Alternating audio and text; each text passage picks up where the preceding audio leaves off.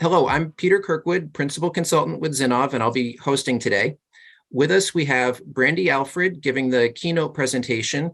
She is the Global Vice President for Healthcare Innovations and Partnerships at Salesforce. In the panel, we have Erica Volini, Senior Vice President, ACE GTM Operations at ServiceNow.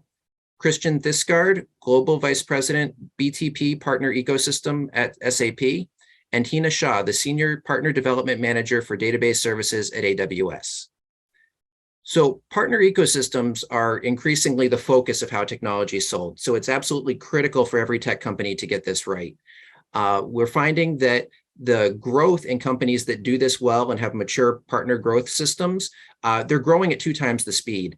And many major hyperscalers are focusing all of their sales effort through channels, up to 100%. Because this is really the most effective way to drive not just product sales, but also create a broader value around that. Overall in the industry, it's over 70% of how technology is sold and growing. The challenges there are very diverse, and we're seeing that 2/3 of executives believe that they're not getting as much out of these programs as they should be. And there's a lot of challenges. This is a complex situation, but the one I'm most focused on is that there's a lot of different vendors selling through the same channel partner. One marketplace platform or one cloud platform is working with many different channel partners, and so is their competition. So to build preference where you want that partner to be advocating for you and putting yours ahead of other products and just committing their bandwidth, their time to learning your product and articulating it and using that precious face time with customers to talk about you. So building that preference is one of the critical elements to making this really stand out. And that's how you have a lot more engagement and a more strategic relationship that can create more value. Some of the keys to how we see that path working are first, creating joint value. If it's just selling something through their channel, it's good business, but it doesn't have that synergy that makes it really exciting, both for them to want to do that because there's more value for them to share with the partner, as well as a great story to tell the end customer. So having a clear view of how that unique partnership is valuable really helps set it apart. The next is to make sure that the partners are very well aligned, that all the incentives are set up, the tools are there, and that they're working together for an end goal, not just tactical objectives. And the third is to execute very well, be someone that they want to work with because it's easy to work with. And that's focusing on reducing the inertia and making it easy to put you forward.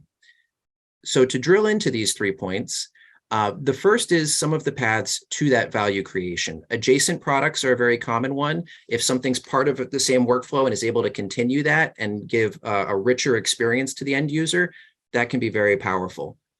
The next one is less technology-based, but if there's a shared mission and you can help serve that end purpose, it's a great story. One example we came across was Norton using LifeLock to prevent cyberbullying of people escaping domestic violence, which was a major priority for New York City.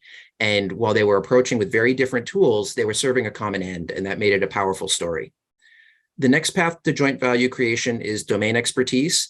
If you have a partner that's expert in a certain industry vertical or region, that really helps bring your great product to them with the right story in the right way and access a lot more of the market. And finally, complementary capabilities, where the technology really augments. If one partner can bring in great AI capabilities and others have great workflow, those combinations, or the technology and then the services and delivery is another very common one. So those are all great stories for value creation.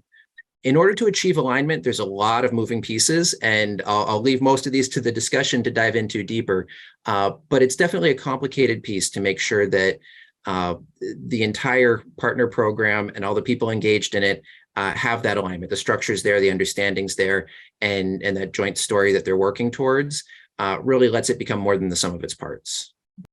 The last one is executing well to reduce inertia. And most of this comes back to communication, making sure that you're definitely educating the partner, that they have all the information they need.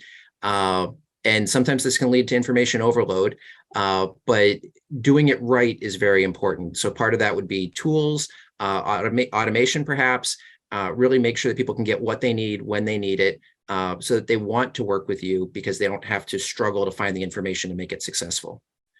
So when this comes together, there's a very powerful example. This is in the case of hyperscale cloud. But what we see is those channel partners create more and more value as you move up that maturity index and get that greater alignment.